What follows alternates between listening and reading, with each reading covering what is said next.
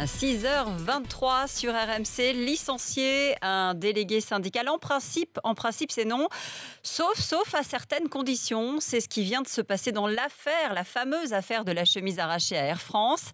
La ministre en personne l'a validé, ce licenciement. Barthélémy, expliquez-nous quand et comment ça devient possible. Oui, vous l'avez dit, licencier un représentant des salariés est beaucoup plus compliqué qu'un employé lambda. Il est en principe protégé pendant son mandat et plusieurs mois après la fin de son mandat.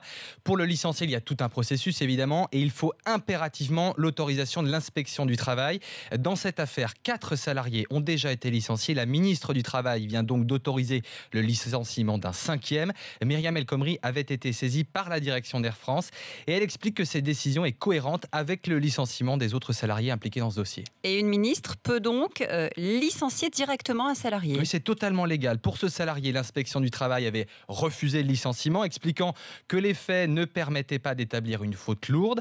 Air France a donc fait un recours hiérarchique auprès de la ministre. C'est le supérieur de l'inspecteur du travail et c'est donc la ministre qui a tranché.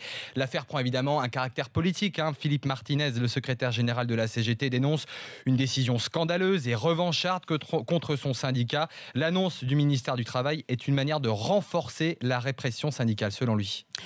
Évidemment, l'affaire n'est pas terminée. Mais non, forcément, puisque le salarié peut saisir le tribunal administratif pour faire annuler la décision de Myriam El Khomri. Cela peut aller jusqu'à la Cour européenne des droits de l'homme. L'autre volet de l'affaire pénale, cette fois, les 5 hommes seront jugés fin septembre au tribunal correctionnel de Bobigny pour violence.